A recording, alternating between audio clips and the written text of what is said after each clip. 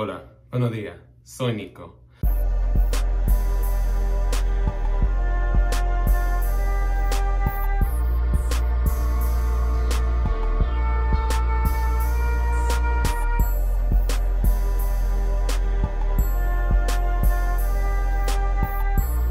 All I know is I'm getting the fuck out of here. You ain't going nowhere, you simple-minded little black bitch. I know what all you whores are saying.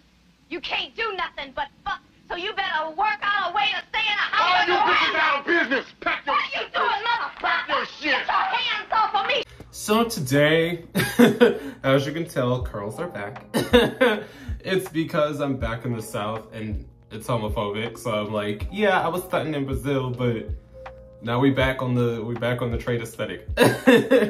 But yeah, today I'm here to talk about my experience in Brazil and about the inner workings of the quote-unquote harem and address some brief misconceptions that I want to clarify with everyone. But before we get started, if you like this kind of content, make sure to follow me on Patreon at patreon.com/Nicosaesthetics for multiple weekly lives depending on your tier, along with early access to my YouTube videos. And I do this every video.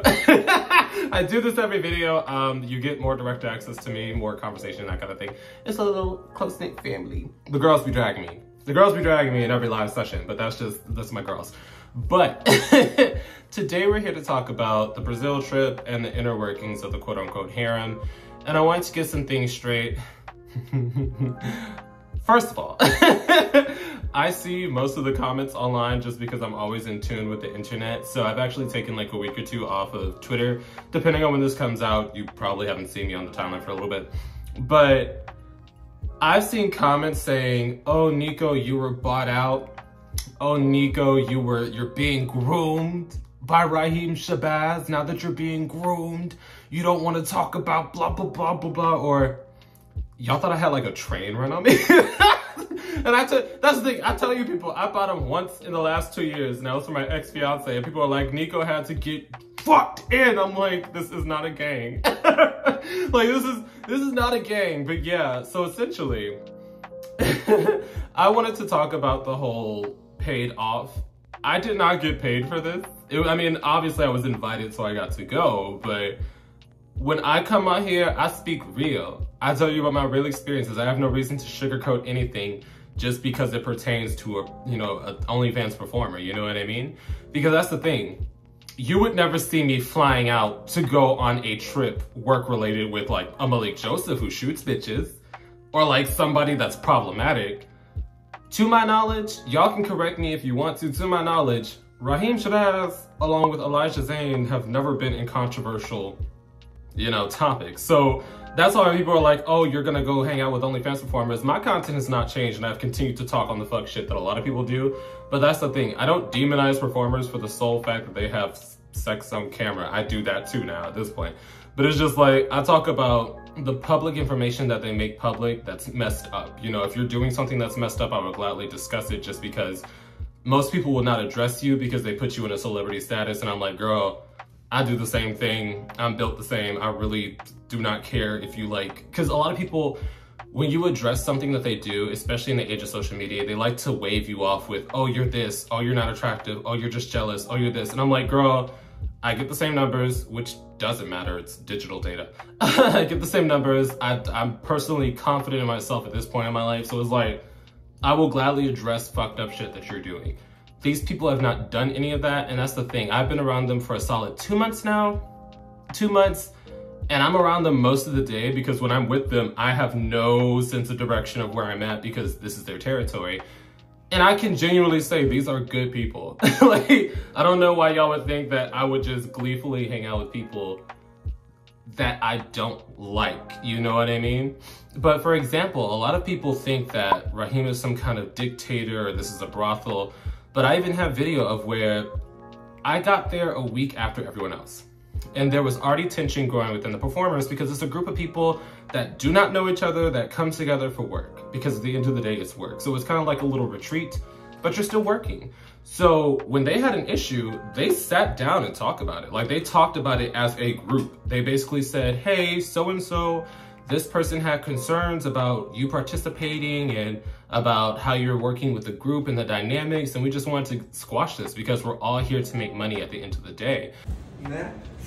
Trabalhar e fazer isso valer da melhor forma possível, sorrindo, leve, interagindo e se ajudando para que valha a pena para ambas as partes. É uma via de mão dupla.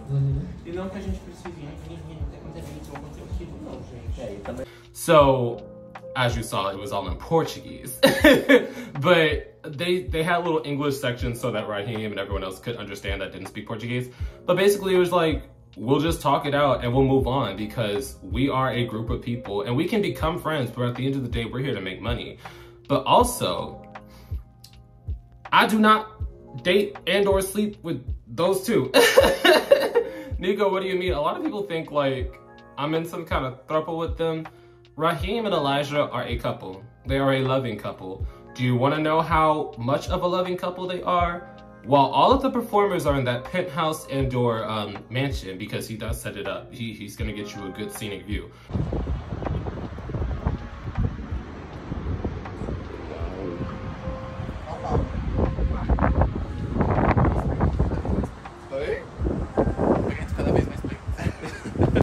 They had their own apartment. Nico, what do you mean? Rhyheim and Elijah, their apartment was like 15 minutes away from my actual hotel. Like, they don't sleep with the talent. A lot of people think like a lot of the performers are just waiting around to pleasure them and we're all just playthings. And at the end of the day, Rhyheim can give you advice saying, I think this would be good marketing for you to partner with this person in this scene or this person in that scene, and just to make as many scenes as possible so that you have content when you go back home. But he is not there just casually having sex with them. If anything, Rhyheim is like overstressed with the entire situation. What do you mean? This man has to book performers, he has to book flights, he has to book sleeping arrangements, he has to pay for all that. Not to mention, after all the scenes are done, he usually feels inclined to pay for dinner because everybody has been starving so that they can take it up the butt. So if you do not catch him early in the morning, or right before his scene where he's hyping himself up, because he's actually a very shy person, he is very low energy. Like, it's, because like I said, I've been around this man and Elijah for like 2 months straight, and Rhyheim is usually tired out by like 3 p.m. just because he's doing a lot of work, because he has his hour-long cardio, his hour-long gym session, and then he has to do performing, which is more cardio. So that's the behind the scenes on that. But but as you can tell in the video that I'm about to insert, we're all just people. At the end of the day, these are human beings and they all have personalities, they all have likes and dislikes. Hell, somebody tried Mariah Carey. Nico, I'm not gonna name who.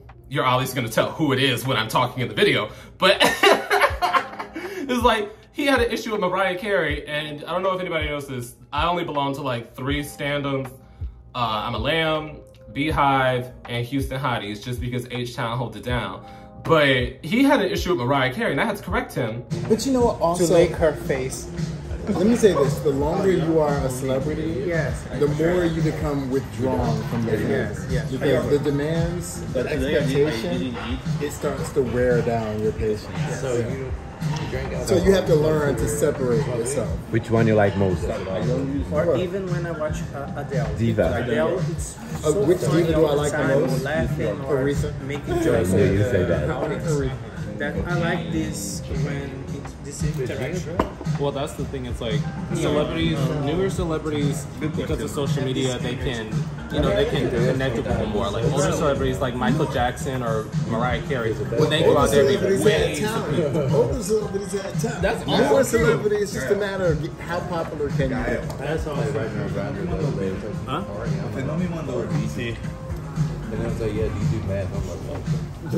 I just hate math. Let me ask you this question. Yes. So, I mean, you're now just introduced really to the porn world. Yeah. Like, is it what you kind of expected it to be for the most part? Well, that's the thing. It's like, on YouTube, I cover a lot of shenanigans that people go through. Because it's a lot of drama and shit. Exactly. But it's like you got introduced to all porn, not everybody else. Exactly. So it's like I got introduced to like you guys who are normal people. Yes, you're the most popular. No, you're not the most popular. You are. Yes, you're the first performer to hit 1 million. But it's more so, you're just normal people. You know, you do your job, you go home, you don't do any drama, you keep your information to yourself. Yeah, take care of my baby.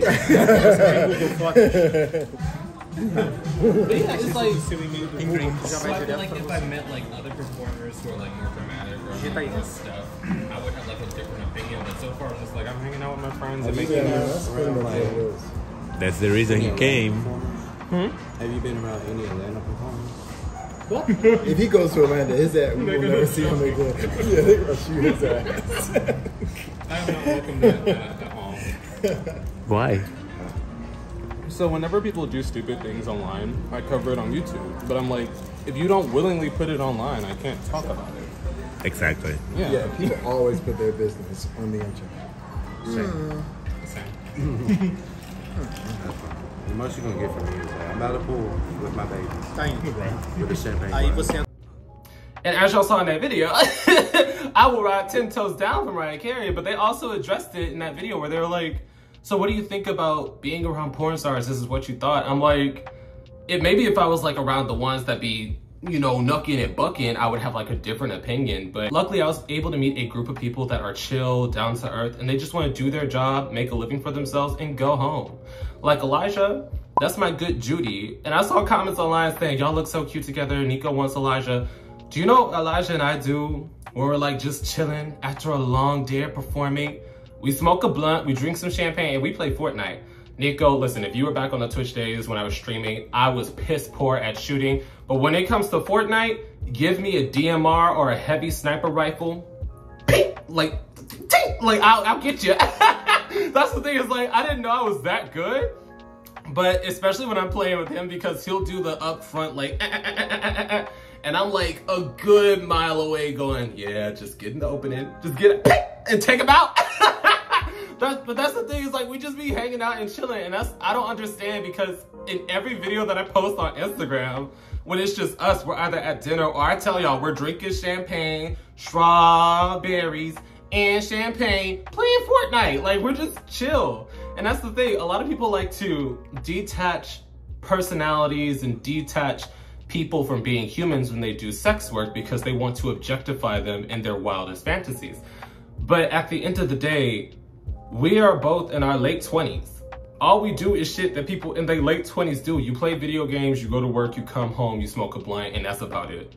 Like, I really don't understand what people wanted from the original video when I said this is a week in the life of Rhyheim Shabazz, because everybody was assuming that I was holding back and that I was paid off or something, and I'm like, girl, what did you think? You thought I was like doing cocaine all day? No, I don't do any of that, and I don't associate with people who do any of that. So in my experience while I was with them, they were just normal people trying to do work. If anything, Rhyheim was kind of stressed, because he's like, I've been in Brazil for like 3 weeks and I have not had a singular day to rest. Like, this man, I want to say like the last week I was there, because I was there for a solid 3 weeks. I want to say the last week I was there, he was just emphasizing, I just want to go to the beach and drink a caipirinha and chill. Because he is zipping around. Like, even when he's not filming, he is always there watching, trying to make sure that everything is going seamlessly. So even when it's not his scene, he is not relaxing. And that's the thing, I got to meet some amazing people. And I did the interview with Mauro. Everybody says that he's beautiful and handsome, and that apparently I was staring at him like I wanted to eat him. That is my friend. That was my roomie, you know, we were roommates for like 2 weeks. That is my friend. Obviously, he's beautiful and handsome. And if you watch his OnlyFans, it's like, you know, meat mallet. But that's not what we were doing. That's like, we would just sit around watching Marvel movies and just chilling. And then I got to meet Yuri, and I posted a picture on my Instagram. I'll see if I can go snag it. And we just all sat down using a translator, talking to each other, you know, getting to see what it's like being queer or being a sex worker across the world, and what you go through, and just going down memory lane of how we started and how we ended up here. Like, do you know how cool it is to just sit down with somebody from a different part of the world and just pick their brain about what life is like there? Like, it's such a beautiful place. And I'm gonna go over my full experience in Brazil, how they view blackness, the wonderful people that I met, the favelas, or the ghettos. I don't know if I said that right in Portuguese. they're all beautiful places and they're all amazing down-to-earth people. And that's the thing, a lot of these people, especially the performers in Brazil, they don't make an excess of money, such as the US dollar is 5 times worth the Brazilian reais. I think that's what it's called. So they are like busting ass trying to make a living for themselves. So that's why when I see people demonizing sex workers, as someone who isn't fully integrated but is seeing it from the outside and the inside looking out, I get angry because I'm like, these are some of the most humblest people that genuinely are grateful for anything that they earn. And y'all are like shitting on them just so that you could feel superior at the end of the day. And I never understood that, because it's hypocritical to get your jollies off to somebody and then demean them for doing it.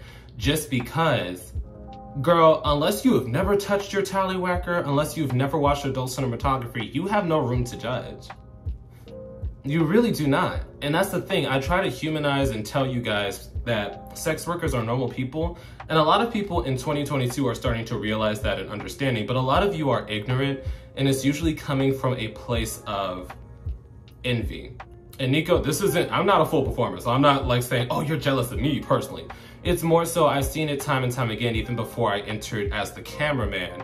People will hate on the performers that they're like genuinely getting their rocks off to, strictly for the sole purpose of thinking that should be me. I should be having that life. But what you don't understand when it comes to sex work, these people are tired. They're working around the clock, and it's physical work, such as a bottoming scenes. Can you imagine taking 3 giant peens and then the next few days you have to take another one just because you have to continuously pump out content? That is wear and tear on their bodies and on their mental, because of so much hate that you guys give them for simply existing. And that's why you see a lot of performers don't openly express themselves, just because y'all will demonize anything that they do for the sole purpose of them having visibility. And I don't get it, because without your views, they would not have this position, but then you hate them for having this position. It's kind of like the mainstream pop girls. Let's say Megan Thee Stallion, for example, Doja Cat, etc. Y'all all root for them when they're up and comers, but when they reach a certain level of success, they instantly get demonized and torn apart online. And we see it in real time in the digital age. Like, you can scroll up and look back at the timelines. It was a little different back in the day because you really had to rely on like tabloids. But now that it's in your face, you just notice things. And that's another thing. Like I said, this isn't necessarily a brothel. If you don't want to have sex with somebody, you don't have to have sex with somebody. For example, I caught video of where like Eli and the Argentinian couple, Bruno and Lucas, I believe. I'm sorry if I got your name wrong, Lucas, if that's not your name in general. They were all about to do a scene, and they were casually flirting and kissing, and I even caught a video of it. They were just genuinely enjoying themselves. So it's not like a situation where everybody's just awkwardly standing there shaking and Rhyheim says, now suck that dick. Like, it doesn't happen like that, you know what I mean? Like, even in the pool scene, back in the first video where I said I rubbed lube on them, they were all making out and making casual conversation. Like I said, I have an interview with Eli that I'm going to post on OnlyFans probably next week. And they're just normal people, you know. Obviously they see if there's a mutual attraction and then they move forward. But if you don't want to do something, you do not have to do anything. You're not forced. And that's another thing. When I made my OnlyFans originally, I was supposed to strictly be the cameraman, but so many people were bitching and complaining, even though I blatantly said I'm not posting my penis, that I decided to do POV. And I want you to know that they did not get me into that. When I was going over the plans of my OnlyFans, Rhyheim and Elijah specifically said, we do not want you in front of the camera. We are not trying to pressure you to do something that you're uncomfortable with. We want you to just humanize sex workers along with possibly being the cameraman. Like, when people need someone to film their scenes, we want them to come to Nico. And I've had so many people reaching out for me to film their scenes just because luckily I do have an eye for it. I'm gonna invest in equipment so I can do it better, because when I was doing my own scenes, I dropped it a few times and I had to clip out some seconds that I thought were really good. So I'm gonna try to invest more in that, but people are reaching out to me for that. So I mean, they helped me establish something that I'm comfortable with. When it came to peer pressuring me to get in front of the camera and to show more and to do this and whip it out and we want more, it came from you guys. Not necessarily my girlies or the ones that respected my boundaries, but the ones that didn't listen to anything I said about my OnlyFans, that came in expecting more when I specifically said this is what you're going to get. So when it came to peer pressure and hate and trying to get me in front of the camera, yeah, some performers are like, you're hot. We want you to be in the scene. We want people to see you. That would be great visibility. But it was mostly the patrons that got upset when I blatantly said what I'm giving you, and you were mad that you didn't get what you wanted from what I gave you. But yeah, all to say, these are normal people. They're good people. Like, obviously everybody has their ups and downs. Not everybody is perfect.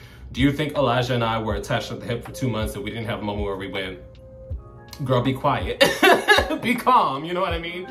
But it's not like they're evil people. So that's why when people came online and expected me to spill tea, like people were getting like, you know, it didn't happen, because that's not what I experienced. If I would have saw something out of pocket, I would have told you I saw something out of pocket. But it's like, it didn't happen. I don't know why people come online and want sex workers to be these villains, that they have to have something they're hiding, that they have to have this dark side, when in reality, they are normal people. And that's the gist of this video. Like, they are normal people. Like Eli, when I did his interview, we talked about video games. He was like, oh, I love video games. I went to school for this, blase, blase, blase. If you want more of that, because he's a genuine sweetheart and cutie, go to my OnlyFans. But aside from that, it's like, he was just a normal person. They're all normal people. But yeah, I had a wonderful time. I'm definitely gonna go over the queer life and blackness in Brazil, because I gave you a firsthand example with Mauro's interview, but I met so many wonderful people in the favelas. They're so beautiful, and they make the most of what they have, and they live life to the fullest, and that's genuinely all I really want. Like, honestly, I want to go back. I'm gonna go back next month because my braider, Lucy, she became my friend. She invited me out dancing. We were together for most of the trip. So I'm actually gonna try to go back down there for her housewarming, and I'm gonna think of things that I can get her for her housewarming. But I genuinely had a great time, and I'm gonna be back again because I love Brazil. It's just so amazing. But yeah, I'm rambling. But yeah, I hope you enjoyed the video. And that is the tea. There was nothing extra, nothing wild happened. The only thing we was doing was smoking blunts and drinking. That's all we do. But yeah. Boop. And once again, a quick thank you to all my patrons on Patreon, and a quick shout out to my third eye tier patrons. Your support means everything to me and helps me do this a lot more smoothly. I will also be listing this week's live stream topic in case anybody wants to join in on the fun. I will see you guys there.